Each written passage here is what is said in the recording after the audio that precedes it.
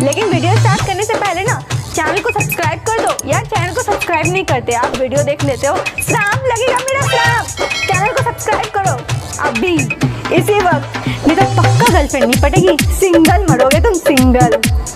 और चलो इसी के साथ शुरुआत करते हैं आज की हमारी। जब सुने के वही भोजपुरी गाना, बस बजे के चाहे गाना।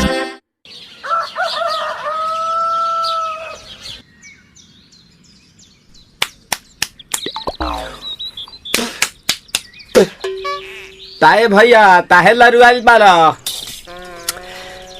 का कहीं रे मने नहीं खेलागत, मन में ता हो दिल बा, ओकरा से मिलला बड़ी दिन हो गइल बा।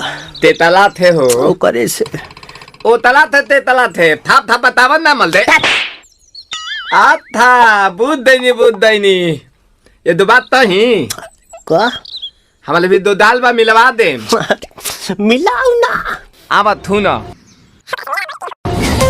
डीजे शंकर कुमार लखनऊ 6 नंबर बस्ती।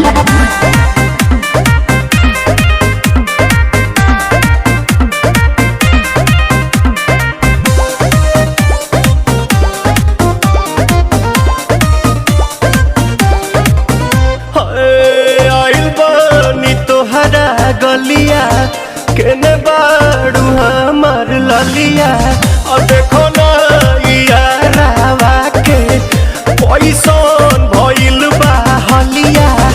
बढ़ता बेचैनिया दादा मुश्किल भइल बा जीना। ले लो पुदीना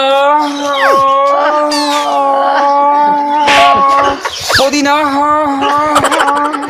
लेला पुदीना लेला पुदीना लेला पुदीना भरिया के हसीना। हमारी मिक्सिंग तो सबसे अलग है। रे रबिया नायिका रे लूटा ना भैया तलाई माला तनी मार मार।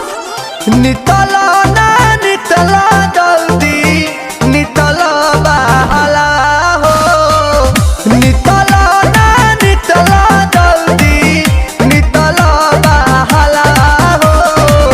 मिले थाती आइल तोहर दाँव के लाभला हो, मिले थाती आइल तोहर साथ तो अब ता तली सोचा तानी बारह बाबा झट देखता रही तो सनो मामा से हमारा मिला न मायरा ना तो हम देवी देव यही जे परानामा हो चिगा चिगा लखनऊ 6 नंबर बस्ती। क्या आती हूँ।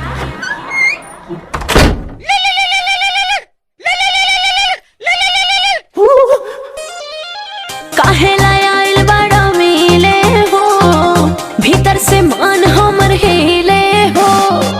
काहे लायल बड़ा मिले हो, भीतर से मन हमर हिले हो। बाका रही बाका दुख बड़ी होई मोरी मैया, जाए निरोदैया आज है भैया, जाए निरोदैया आज है भैया, जाए निरोदैया। हम ना जाए। अच्छा लो डीजे आज के लिए काफी है।